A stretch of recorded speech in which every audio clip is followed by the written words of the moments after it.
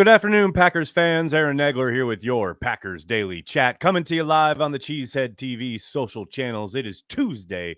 The Packers have a short week, but they still gave the players off. No availability either with the players or the coaches today. They'll be back in the swing of things tomorrow. We'll only get 2 days of availability and practice updates on Wednesday and Thursday of this week. Gonna be a good time watching the Packers travel out to San Francisco to take on the 49ers on Saturday night. This team playing their best ball at the exact right time, the best time. It's the playoffs, and the Packers are peaking. So many years you sit here and watch across the league, the NFL season plays out, and you really hope when your team has a couple of good games, such as the Packers did against the Lions and Chiefs a couple months ago, you think, oh, okay, they're figuring it out. And then you have that dip against the Giants and against the Buccaneers, and even in the second half against the Panthers. And you think, oh, gosh, that's who they were the whole time. They just caught lightning in a bottle for those few weeks. But I tell you what, this team has been hot. I mean, you cannot deny it. Over the course of the last 3 or 4 games, they are absolutely playing their best football at the best time. Whether it's Matt LaFleur and his offensive staff figuring out how to attack opposing defenses, how best to utilize their personnel against anything the defense might throw at them. Or on the flip side, yes, Joe Barry definitely deserves kudos for his work with the defense, doing yeoman's work, really, of limiting scoring opportunities for the opposition. Really good feels for when to send pressure, when to play off, when to play coverage. Just been really impressed all around. And yes, even special teams. Yeah, I know Rich Bisaccia has caught hell for his rankings in the Rick Gosselin annual rankings, where he dropped a number of spots there. But you look at that game just this past Sunday with the 3 punts downed inside the 10. That's not just down to the punter; those are the coverage units as well, doing great work there. That's complementary football, giving those offenses long fields to work. Yeah, the Carlson missed extra point. It's problematic. You hate to see it, but overall, that unit's playing well. The other 2 units are playing well. As a whole, this team is playing well. And as John Kuhn said on Packers Playbook this week, which just dropped about an hour ago here on the YouTube channel, if you haven't checked it out, highly recommend you do so. But as John says at the end of that video, this team can beat anybody in the league, and that includes the 49ers. I am so jacked for this game on Saturday night, and it's only Tuesday. What am I supposed to do between now and Saturday night? I know one thing I will be doing is co-hosting Packer Transplants on Thursday. That's right. Mark your calendars. Thursday, Banky and I will be talking about this beatdown of the Cowboys and looking ahead to the game with the 49ers on Thursday afternoon. Hello to everybody in the comment section. So good to see everybody. Dennis is here, of course. Dennis is here. What's up, Dennis? Brandy, good to see you. Stu, what's up? And Jeezy Baby, what's up? 10-point underdogs? I don't think that's out of bounds, given how good the 49ers have been this year. And yes, the Packers have been playing well, as I just talked about. But, given the totality of the season and where these teams are, especially with the 49ers coming off of 2 weeks rest, essentially, for their frontline guys, given that they sat a lot of them for that Week 18 game against the Rams, I don't think 10 points is disrespectful. I think it's pretty reflective of how good the 49ers are. Nothing wrong with that. I got no issues with it. Can't wait for the Packers to win, but 10-point underdogs feels about right. Mimsy, what's up, man? Jordan stands out among remaining NFC quarterbacks. Let's fucking go. I don't disagree. I mean, his counterpart in this game, Brock Purdy, has certainly put together an excellent season. But I'll tell you what, I'd definitely take Jordan Love over him. I don't think there's any question about that. Joe, what's up, man? Last week, we finally got to see what Packers offense would be like with Jones and all their receivers healthy at the same time. It was beautiful. It was. I'd still like to see A.J. Dillon back in the mix. Hope he's able to contribute in this game, especially as it's looking like it's going to be a pretty wet, muddy affair with rain for, 5 days in the San Francisco area, including on Saturday night.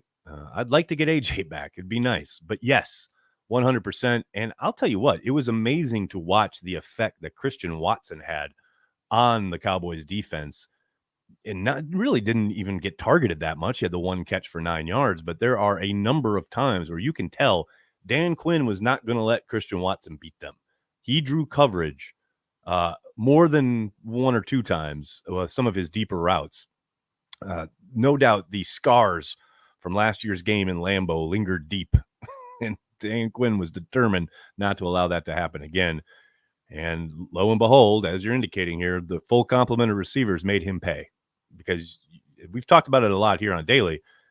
With as much talent as they roll out there at the receiver position, you're a defensive coordinator. You are in a bind. Who do you key on? And the fact that the Packers put up 41 points offensively without a major contribution from either Christian Watson or Jayden Reed in the stat book, come on, that's scary if you're a opponent of the Green Bay Packers going forward these next couple years. Jeezy Baby, thanks for the super chat, man. Quay Walker played so well last game. He is a stud. He did play well, and I think that's kind of been, I'm not going to say forgotten or kind of lost or what have you, but certainly hasn't been a headline, right? And I do agree. I think he played very well, sideline to sideline, filling gaps in the run game. A nice job getting after the quarterback as well when asked to. Did a really, I thought, really nice job dropping into coverage, especially in the center of the field. He did affect a few throws. I came real close to making a few pass breakups. But overall, I thought he had a really solid game. And really one of those games that's not going to show up big time in the stat sheet, but certainly pops off the tape. She said, Joey, thanks for the super chat. Quick shout out to the Packers social. What a squad. They've come a long way, haven't they? Since being ranked 32nd. And I know behind the scenes there was a bit of a change in leadership, who they're answering to. And I think that's made a pretty significant difference. And yes, they have certainly stepped up their game in 2023 into 2024, no doubt. Justin Curry, thanks for the super chat. Reed, Watson, Dobbs, only choose two. Why? I don't have to. And neither do the Packers. Why would you ever make yourself do that? Man, I played Madden and I feed them all. Let's go. Pack Daddy, what's going on, man? Time to exercise some 49ers playoff loss demons. I mean, let's hope so. It's a tough team. I don't want to sit here and pretend like it's not going to be a knockdown, drag-out, tough-ass fight, because it is most certainly going to be that. You know, this team has earned the number one seed for a reason. And they have, I underline and italicize the word earn. They have beat up some teams. Now, yes, they have demonstrated they can be beat, most recently by the Ravens, but the Ravens are the best team in the AFC. And the Packers, as well as they're playing, certainly have their deficiencies along their roster. And, you know, it's going to be a tough challenge. I'm excited for it. No question about it. Adam, what's up? Is the same type of scheme that we used to stop Dallas's rush going to work against the Niners, or are they a whole different beast? Ooh, they are a very different beast. And in both the rush, the running game and the passing game, so much works from the running game, though, in Kyle Shanahan's system. And I know a lot of people will say, well, the Packers run the Shanahan type system, and that is somewhat true. A lot of the core principles are based on what Shanahan has done throughout the years. But Kyle does an amazing job in the run game of setting things up and playing off of that in the passing game. He also does a great job mixing lots of different styles of runs, whether it's zone, counter, power, angle blocks, zone blocks, doesn't matter. He gives you a lot to think about as a defensive player, and he really tends to stay one step ahead of whoever he's facing. We've certainly seen that here in the recent past with the Packers. Don't have to remind Packers fans of his taking advantage of Mike Pettin in the NFC Championship game. The man just thinks on a different level when it comes to offensive football, especially in the modern age. Love Mike McCarthy. Love everything he's done for the Packers as far as bringing home a championship. And I think he's been very successful in Dallas. But you saw a offense that was very rooted in a somewhat older way of thinking when it comes to offensive football in the NFL. Lots of isolation routes, lots of deep developing routes. Certainly they tried a few different things, and they were certainly moving the ball towards the end of the game, but you know, it's not like those systems are real comparable. They are night and day. No doubt about that. The good thing is, you know, Matt does have a good handle on what those things are that Kyle likes to do and tries to do to take advantage of a defense And Matt has been a bit more involved on the defensive side of the ball since the catastrophe against the Buccaneers. So hopefully he can give Joe a few things to, try to counter what they will undoubtedly expect from Kyle and company. Oh, what else we got here, folks? John Simitovich, what's up? Oh, wait, no, I got a few more here. Sorry about John Simitovich. Thanks so much. You said you thought J-Lo would look like Hurts in his rookie year. Safe to say he's outplayed Hurts this year. I'm still insufferable. Yeah, no doubt. I think there's a lot that goes into that, right? I think as far as him looking better than Hurts, Hurts struggled at times his first year as a starter. And I think we've seen Jordan Love definitely struggle early in his tenure here. That kind of stretch there where they're losing and unable to score points, and certainly struggles there, right? Now you look down the stretch, and yeah, Jordan Love's playing as well, if not better, than any quarterback in the league. While Jalen Hurts, you all probably watched last night, he's not getting a whole lot of help, either on the field or on the sideline.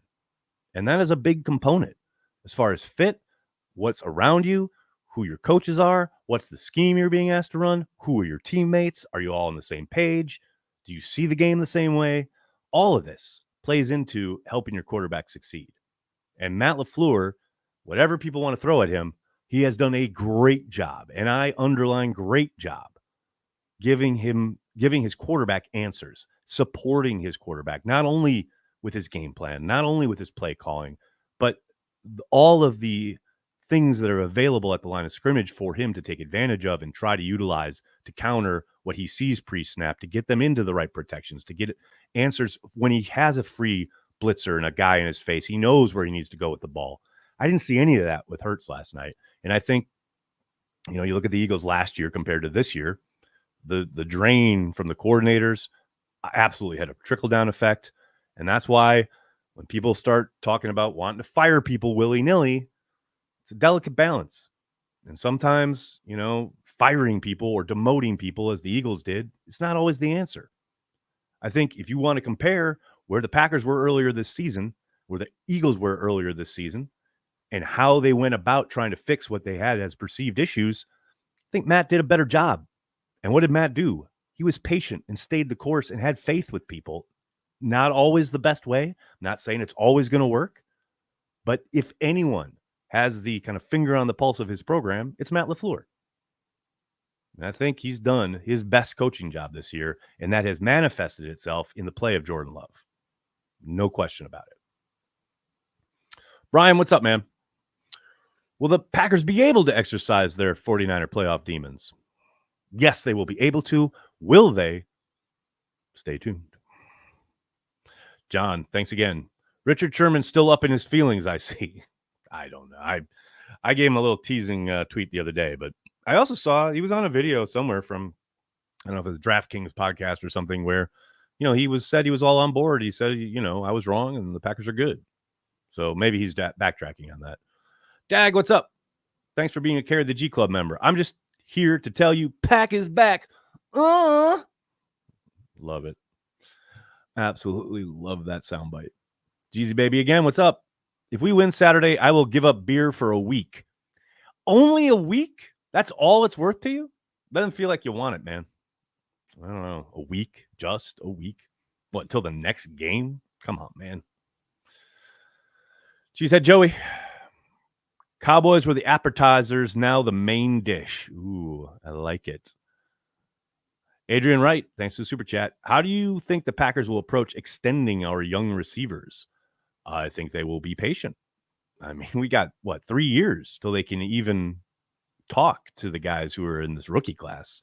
As far as Watson and Dobbs go, I think obviously next year is a major year as far as their ascension or stagnation or what their game is going to look like and how they fit into the rotation, things of that nature. Can Watson stay on the field? That's all going to be very important. But man, people rise and fall way too quickly from year to year in this league for me to sit here and say, they're definitely going to extend that guy, or this guy's certainly not going to be extended, or etc. Right? I think they will be patient. They will hope that they all come along, obviously. But sometimes, it kind of somewhat takes care of itself. Drop off in play, injury, what have you.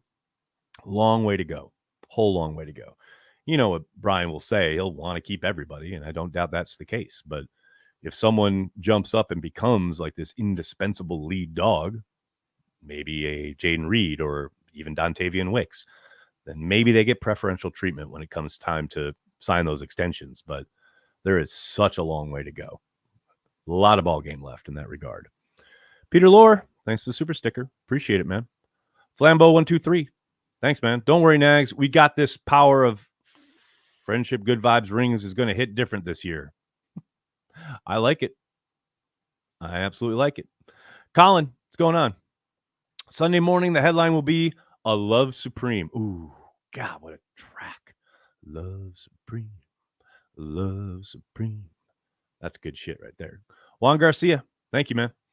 When contending for a championship, there was a feel 12 would crumble against Tampa Bay and the 49ers in Lambeau. I don't sense that with Love. Yeah, he's kind of unshakable, right? And I hear what you're talking about when it comes to Rodgers. There was certainly that feeling of, oh gosh, he's got that second guessing thing, especially early on in games. It just felt like there was a brittleness to everything, not just Rodgers, but the entire team, right? Whereas I don't get that sense at all with this squad, or especially with Jordan Love. Calm, cool, collected. Can't rattle the kid. That's for damn sure. I mean, we'll see. Well, the 49ers are a different animal. They're a different beast. But, yeah, I haven't seen him crack yet, no matter what's going on around him. So I think that should serve him well in what will undoubtedly be a pressure-filled, Levi Stadium, Saturday night, eyes of the country on him. So the next step, and I think he's ready to take it. No doubt. Craig, thanks for the super chat, man. Nags, you owe me an apology. An apology! A few days ago, I asked you how many points the Pack would beat the Cowboys by. I suggested by 20 points. You laughed it off. I was very close, sir. Apology? Sir, why would I apologize? We're all sitting here just dreaming. I don't apologize for dreams, and I don't apologize for laughing, and I don't apologize. You said 20. I laughed. Life moves on. Now, if I insulted you, if I called you a ridiculously offensive name, that I would apologize for. But talking ball? Apologize? That's like playoffs? Apologize? Craig, you're going to have to get some thicker skin, man, if you're going to be talking ball here at Packers Daily. Roberto, what's going on, man? Zach Tom extension this offseason coming? Good chance. Good chance. I mean, he's going into his third year. He's not a first rounder, so they don't have to wait. I think there's a decent chance. Decent chance. We'll see. I think there's a lot of things they have to kind of tick off the list, right? I think he's certainly on it, but number one, you got Aaron Jones, you got David Bakhtiari, you got a couple other questions you got to answer first to see what kind of shape you're playing with when it comes to your salary cap. Ed, what's up? Turned a Packer fan on to Cheesehead TV today, which means a Packer Angel received their wings and a case of Carry the G. Ed, promotion in motion, baby. Thank you so much. Appreciate you. Jason Anderson, thanks so much. In my opinion, this game is the NFC Championship game. I've seen this a couple of times. I know Mark Tauscher was talking about this the other day. I mean, I hear it. I feel it. It's like probably the most exciting, probably going to be the most watched. I don't know, man. Detroit's pretty fucking good. I know we beat the hell out of them there on Thanksgiving, but it ain't like they're nothing, And I think that game between Detroit and Tampa is going to be a hell of a game. And that Tampa defense, that is no joke. I mean, you watched how they blitzed the hell out of Hurts last night, and I don't think Jared Goff is going to get a reprieve. So I think whoever comes out of that fire is going to be more than deserving of the NFC Championship mantle. I feel you, though. I mean, it's a big one. There's no doubt about it. Peter, what's up? Where are the 49ers' weaknesses? They are few. Funnily enough, they have a very poor special teams unit. So if you can take advantage somehow there, you can maybe make some hay. Outside of that, it's tough to find them. They do have a bit of an issue when it comes to their depth at corner. Like if you can spread it out, get their third, fourth corner on the field, maybe you can take advantage of them there. But that requires you to then probably take away a tight end or two, and then you're asking your 5 to block their 4, which is really, really difficult when you're talking about Bosa and company. So there are a few kind of cracks in the veneer there, but they are minimal, no doubt about it. Which is, kind of akin to what Matt Burrows with The Athletic made the analogy this morning that the 49ers are the Death Star, which was perfect to me because, yes, they are this impressive force, but they do have small vulnerabilities that the Packers could take advantage of, which, of course, made me think, well, clearly, Jordan Love is Luke Skywalker piloting his X-Wing down the trench, ready to blow that shit to kingdom come. Let's go. I'm all in. What else we got here? Adam, what's going on, man? When is the We Still Own You Dallas edition merch coming out? Adam, I think the Own You stuff is very singularly Aaron Rodgers driven, so we'll probably leave that alone. Brian, what's going on, man? Matt LaFleur said the team has a different energy this year, and it's more fun to come to work. Did you interpret that as a shot at Rodgers? I know Rodgers kind of reigns over everybody's proceedings in their heads. I didn't really. I think it's more of a, statement of fact about the team in general. I mean, the roster itself changed dramatically. And I understand the trade of Rodgers facilitated a lot of that. But, yeah, no, I didn't really take it as a shot. I thought it was more of a statement of fact. I mean, you could sense it in training camp. I can't tell you how many times because it was multiple times. Someone talked to me on the sideline, whether with the team or covering the team, and said there's just such a different vibe, And that's obviously a product of turning the page from one franchise quarterback to what you were hoping was another one. But the team the whole vibe around the team has been different from the summer on, So, yeah, I didn't take it as a shot. I just thought it was kind of a matter of fact. That's just me. Maybe I'm being naive, but that's how I took it. Professor Flex, what's up? I'm starting to dream believe, and it scares me. Don't be scared of your dreams, Professor Flex. Follow your dreams. Follow them into the depths of heaven or hell. Whatever the case. We'll find out Saturday night. Doug Hype TV with a super sticker. Now I know I'm living right. Thanks, Doug. Josh Sims, thanks for the super chat, man. It has been said that quarterback is the hardest position in sports. Can you describe how special it is what Jordan is doing at this stage in his career? I wish I could. I try each and every day. It's kind of impossible to encapsulate in a few words, but it's absolutely incredible given that he was playing the way we all saw earlier this season and the way not only he, but his coach and his teammates have all grown cohesively together. I've never seen it this quickly. I've seen guys improve. I've seen quarterbacks go from a bad game to a good game to ups and downs, long stretches of frustration to, oh, he had a good game and maybe there's something there. I've never seen this ever. And it's kind of across the board on offense, especially. You're talking about, I've mentioned it a few times, Tucker Kraft. He's a completely different player than he was at the beginning of the year in the best possible way. I've seen guys improve. I'll never forget Brandon Jackson's first summer in Green Bay being completely overwhelmed when it came to pass protection. I mean, it was hard to watch. He was not good at it at all. He became the best pass protector at running back I have ever seen in my life. But that didn't happen that season. It happened over time, over a season or two. Like this whole team has done that kind of Brandon Jackson jump in 1 year during the season. It's insane. And that's why I keep trying to give some shine to the coaching staff because, man, they were under so much heat earlier this year. People ready to throw everybody out of the building, throw everybody under the bus. Well, can we now turn around and give them some props?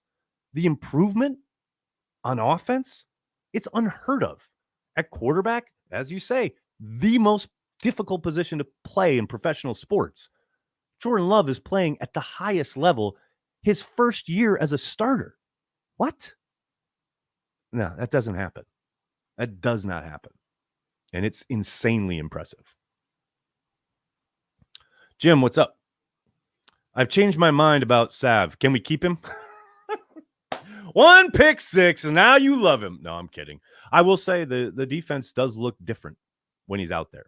I think we've talked many times about how much better his game is when he's closer to the line of scrimmage, right? That said, they've utilized him kind of all over the map, and he's played well, and they are a better defense when he's out there. There is zero doubt about that. Now, has he earned himself a new contract? I don't know. Only Brian can answer that one, but he has noticeably upped his game, and not just because of the pick six. Like, that's been the case the last couple of weeks, where the defense, when he came back from injury, defense noticeably got better. Green Ranger, what's up? Nags, I took my wife to the game on Sunday. Safe to say she isn't a Panthers fan anymore. There you go. There you go, Green Ranger. That's what I'm talking about. Well done. Carry the G, brother. Portmaster, what's going on? The rest of the decade will be dominated by San Francisco and Green Bay. Organizations are too well run. Might as well punch them in the mouth now and let them know this team is ready. I like where your head's at, man. I would include the Lions in this mix. They're built on a pretty damn good foundation. I know Packers fans are like, oh, we killed them on Thanksgiving, but they're a good team. They are a solid team, and I think this program that they have right now with Campbell and company is pretty damn good. Now, I don't know. I'm not ready to say they're like going to be winners now for the next 10 years or anything like that, but I think they've shown they got something there. No doubt about it. Brody, what's going on? Will Love reset the market and most likely cap cut? Reset the market. It's possible. I think they're going to hand him a boatload of money this summer. Now, as far as like the cap and what they have to do, not only for his contract, but the ripples through the roster and what they have to do to manipulate whoever else's contracts, I have no idea. You got to talk to Russ Ball about that one. But here's hoping they're able to depress the cap numbers early on in this contract. You know, they're still dealing with fallout from kicking the can during the Rodgers years through next year. 2025 is the first year where they get some real relief cap-wise, just in time to pay all these young guys. So, but yes, I think I've said it earlier this season. I'll continue to say it throughout the spring until they sign him to a deal. I think it's probably going to be Packers fans who have some sticker shock. But, you know, the price is only going to go up. You want to get out, maybe not ahead of the market, but you want to kind of get him in the fold, so to speak, so you can build around him for these next 5-6 years. No doubt about it. Juan Garcia, what's up? I still think Love can win MVP, beat the Niners. Well, the MVP is a regular season award, so we'll see. I mean, he had half of an amazing season and half of a season, but so did Rodgers in 2016 during Run the Table, and he came in second behind Matt Ryan, so anything's possible. But yeah, I would be surprised. Now, next year, all bets are off. Dranks Watt, what a handle. Thanks for the super sticker. Appreciate you. Mimsy, what's going on? I was in college in 2011 on the Saturday night beatdown on Atlanta in the playoffs. A legendary for those kids this weekend if they pull it off. I mean, I'm sure everyone on this chat remembers exactly where they were when the Packers beat the Falcons. That was an amazing game. And that Cowboys game, I know people were talking about it on the chat during watch party, and I was kind of dismissive because I was like, it's a wild card game. It's great to beat them, but blah, blah, blah. But I understand the draw, right? The thinking that felt very similar, especially with the Savage pick six towards the end of the half. Yeah, I get that feeling. But yes, you beat the Niners in their place in the divisional round. That's going to be a game, no matter how it goes. Every single Packers fan is going to remember exactly where they were when they were watching it. I guarantee you that. Andrew Ware, what's up? Just like Beggars Canyon back home, Nags. See, that's Andrew. I know. See, now you're an OG. That's an old school, awesome reference. You know, that I'll bet most of the kids that grew up with the prequels probably, you know, that's not one of the lines they're going to reach for, but you're an OG. Just like Beggars Canyon back home. T Forever, what's up? Our kicker Carlson might miss the kick for game. Why you want to put that out there into the universe? He also might make the winning kick. By the way, higher field goal percentage than Mason Crosby his rookie year. I'm going to say that every damn time someone brings up missed kicks for Carlson because it's true. He does. Did he miss an extra point against the Cowboys? You bet he did. Did he make All of the other ones, let's see, how many touchdowns do they have? 1, 2, 3, 4, 5, 6. 6 touchdowns. He missed 1. That means he made 5. Get out of here. Get out of here with your negativity. I don't need it, man. I don't need it. Lines it up, 53-yarder to win the game and go to the NFC Championship game. Carlson drills it. I'm manifesting it. Get out of here with your negativity. Drank Swat, what's up? Running backs and tight ends have been helping with blocking team. Very, very much so, especially against Parsons in this game down in Dallas. I mean, you talk about the offensive line. They had a very good day, but it is an operation. It does require not just the offensive line, but as you're saying, tight ends, running backs, everybody working in concert. There were more than a handful of plays where not just Parsons, but other Cowboys defenders were able to break through the line only to find a running back waiting for them. And whether that was, clearly Aaron Jones, but Patrick Taylor at times, that's what you want. That's what you need to give your quarterback the time to find those dudes down the field, which Love certainly did early and often. Vex with the super chat of the day. Jerry Rice freaking fumbled. Sir, you are not incorrect. I think I've told this story before, but I'll tell it again. One of the very first shirts we tried to make here at Cheesehead TV when we opened up our store was simply a green shirt with yellow lettering that says Jerry Rice fumbled. And we got it shut down because of Jerry Rice. Apparently he owns that phrase, so you can't monetize it. Well, I'll tell you what, we're going to figure out a way around it. I guarantee you that, because he did fucking fumble and he knows it.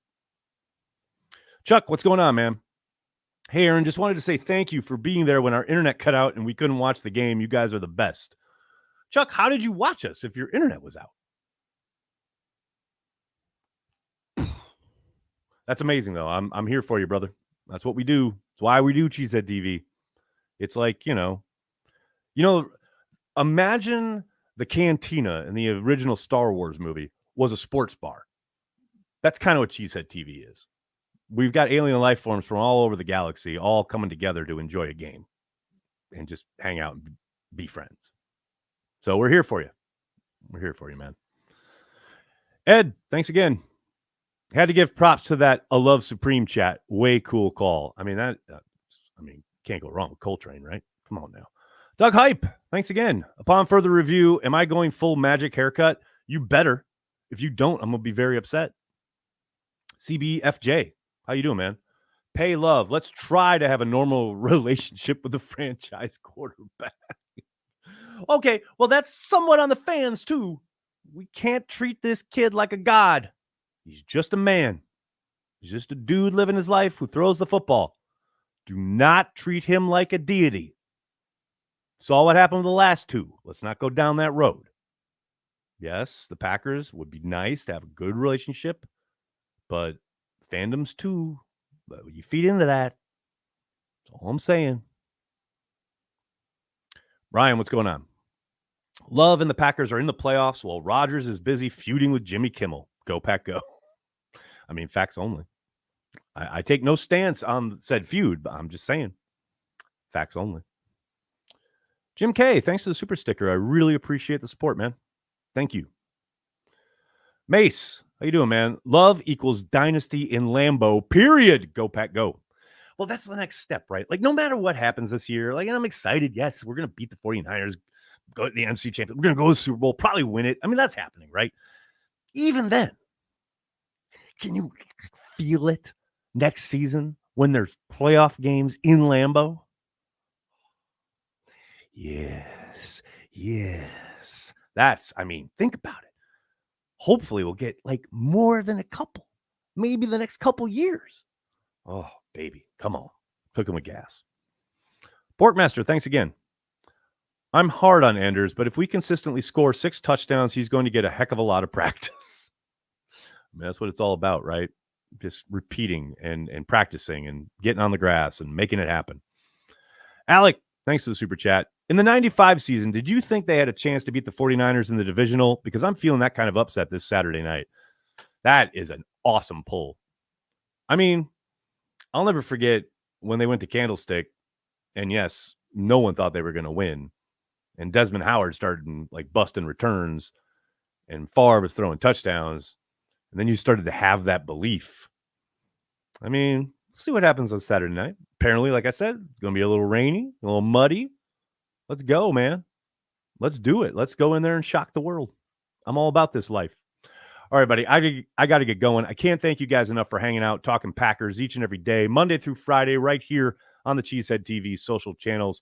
Patreon members, Carry the G Club members here on YouTube. Don't forget, happy hour starts at the top of the hour at 6 p.m. Eastern, 5 Central. I'll see you all there. The information is on your respective pages. The rest of you, please do hit like on this video, subscribe to the channel, and then tell your friends and tell your family. Cheesehead TV, we are devoted to Green Bay Packers fans worldwide. Thanks a lot, everybody. Have a great night. Go Pack Go.